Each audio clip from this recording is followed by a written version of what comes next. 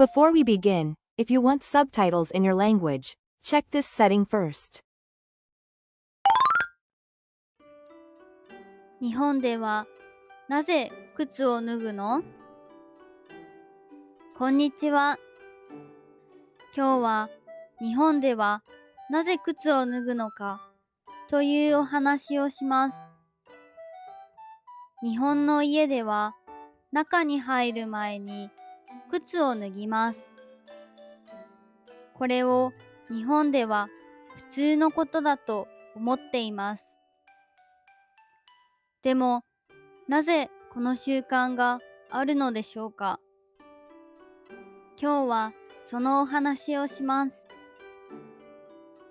外と中を分ける。日本では外と中をはっきり分ける習慣があります。外は雨や土、泥、ゴミなどで汚れやすい場所です。中は食べたり寝たりするきれいな場所です。靴は外を歩くものです。だから日本では中に入る前に靴を脱ぎます。中を汚さないようにするためです。畳と昔の暮らし。この習慣は昔の日本の家から来ています。昔の日本の家は畳が普通でした。畳は柔らかくて寝たり座ったりできる床です。でも畳は土や水に弱くすぐに汚れてしまいます。だから家に入る前に靴を脱ぐようになったのです。こうして靴を脱ぐ習慣が生まれました。玄関で靴を脱ぐ。日本の家には玄関があります。玄関で靴を脱いできちんと揃えます。脱いだ靴を揃えることも大切なマナーです。心をきちんとするという気持ちが入っています。学校でも靴を履き替える。日本の小学校や中学校では外靴から上靴に履き替えます。学校の中をきれいに保つためです。玄関の靴箱に外靴を入れて上靴に変えます。この習慣も家と同じように中はきれいにしたいという気持ちから生まれたのです。会社ではどうか。では、会社ではどうでしょうか。今の会社の多くは靴を脱ぎません。スーツに靴を履いたまま仕事をします。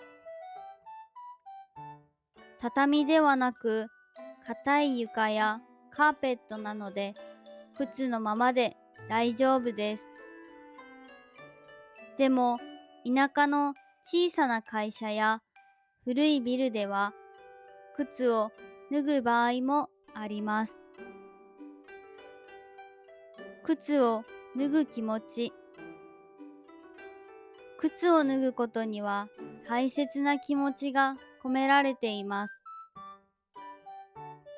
人の家に入る前に靴を脱ぐのはお邪魔しますという丁寧な気持ちを表します。また、家を汚さないようにしますねという優しい心です。小さな行動ですが、日本ではとても大切にされています。他の国と違うところ。他の国では靴のまま家に入るところもあります。